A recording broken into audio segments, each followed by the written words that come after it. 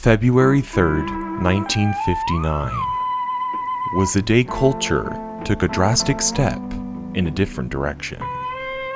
The day the innocence of the early rock and roll generation had come to an end. The day the music died. On a cold winter night in Clear Lake, Iowa, rock and roll singing stars Buddy Holly, Ritchie Valens, and JP the Big Bopper Richardson were continuing their music tour across the Midwest United States known as the Winter Dance Party, attending the Surf Ballroom. Due to fierce weather conditions and difficulties operating their travel bus, a plane was chartered to take them to their next destination instead. They departed at 12:55 a.m. on the early hours of February 3rd.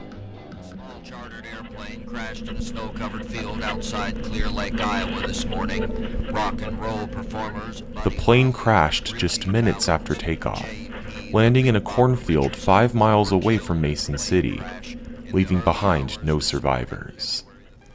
The scene was discovered at around 9:30 a.m. by the owner of the Dwyer Flying Service Company, which operated the flight. There were no witnesses. The significance of this incident stretched far beyond the end of the rock and roll music era and made news around the country.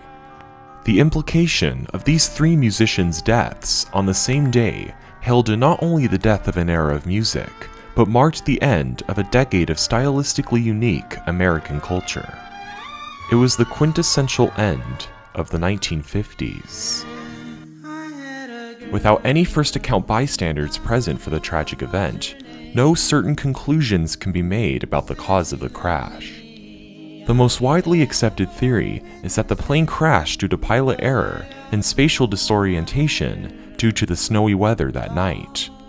The pilot, Roger Peterson, was not officially qualified to fly in visually challenging conditions and likely took flight beyond his certified limitations. Peterson had received multiple weather forecast reports hours before takeoff, and despite warnings of lowering cloud base, strong winds, and heavy snowfall, continued the flight anyway. If he was unable to perform the duties that VFR flight required, a misinterpretation of the plane's altitude and direction may very well have solely resulted in a crash. While this conjecture has been overall deemed as true, theorists also speculate about other possibilities of a more grim and strange cause of the incident, due in particular to an unusual piece of evidence recovered from the site. About 2 months after the crash happened, a .22 caliber pistol was found in the residual wreckage. It was also observed that this gun had been fired more than once.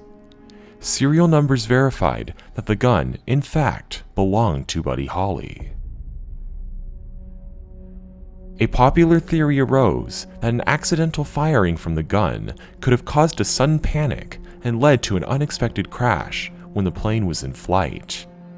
Another theory poses the idea that JP Richardson survived the initial crash and went looking for help, and was shot.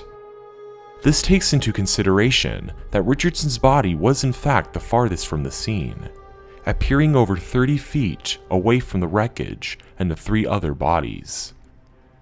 People have questioned whether this crash was solely a tragic accident or a murder case as well.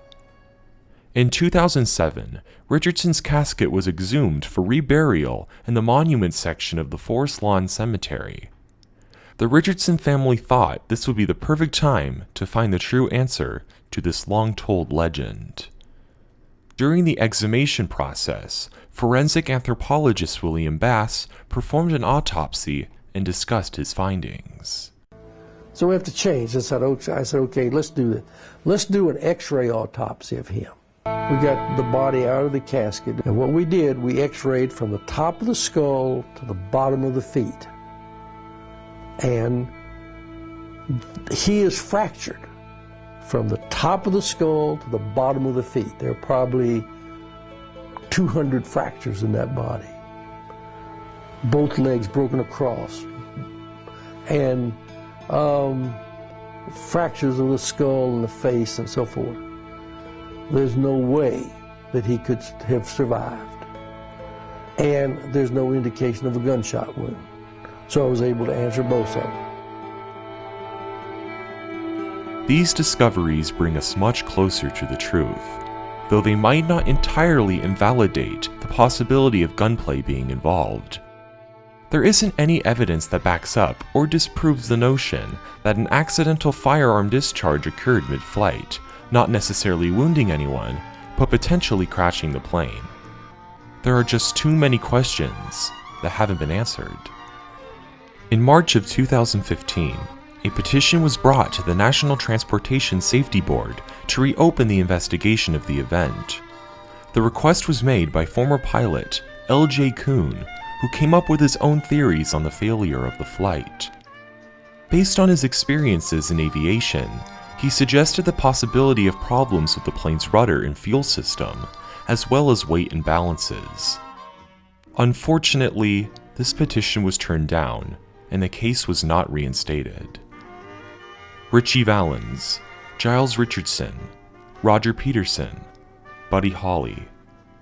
In a single day, these names became etched onto a special part of the American consciousness, perhaps for eternity, perhaps not to fade away. You're